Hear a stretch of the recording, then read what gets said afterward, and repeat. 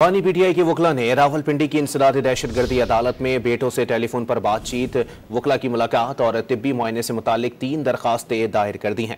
मजीद जानते हैं don news के नुमाइंदे ताहिर नसीर हमारे साथ मौजूद हैं। ताहिर, मजीद बताइएगा इस हवाले से दरखास्त का मतन क्या है?